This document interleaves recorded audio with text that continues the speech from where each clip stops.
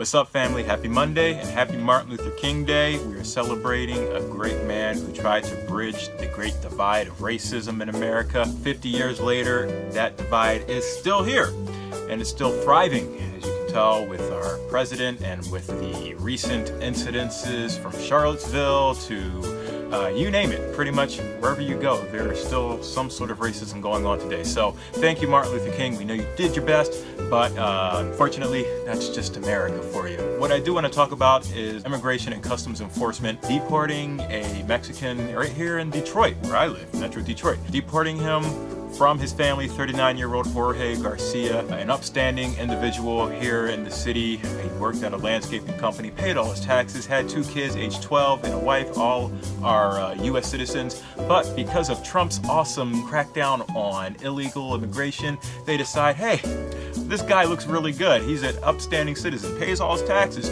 Let's deport him. Well, he was actually brought here illegally when he was 10. He was brought here against his own will, of course, with whatever family member brought him here. So that's the case, and he doesn't apply for DACA, the Dreamers who are allowed to stay here and work and go to school if they were brought here illegally. He doesn't apply for that because he's too old. Under Obama's rules, they had leniency, but with Trump's new administration, it's a huge no. I put a link from USA Today or the Detroit Free Press where it basically shows him at the Detroit airport being deported and saying his final goodbyes to his son and his daughter and his wife. It's just really sad and it's heartbreaking, and it's just awesome that it happened on Martin Luther King Jr. Day. The next story I want to talk about is the stupid Tide Pod Challenge. Let me start off with this. If you are doing the Tide Pod Challenge, you are probably one of the most stupidest people in America. You're dumber than Trump. Secondly, if you are a parent, please hide your frickin' Tide Pods.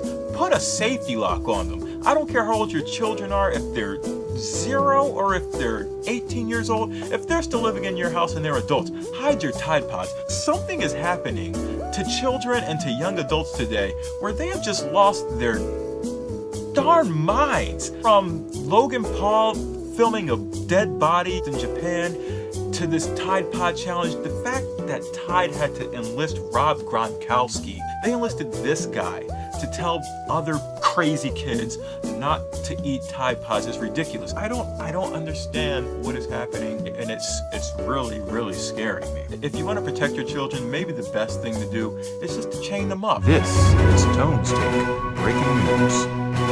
Breaking news, this just came out tonight. A couple in California, Paris, California, that locked up their children aged like 2 to 29 in their house. One of the children, who the police thought was 10 but was actually like 19 years old, escaped, got to the police. She was so severely famished because she hadn't been fed. She got to the police and told them, the police get to the house and find out that 13 children in total, including the girl that escaped, were being chained up, tortured, malnourished. What type of crazy parents, what type of crazy people are we dealing with right now that would actually do that? America, we got some serious issues, man. We got some real serious issues. We got people that are in charge that are getting rid of the good people, and then we got idiots that are growing up in homes where parents either just aren't instilling in them real values or how to even take care of themselves.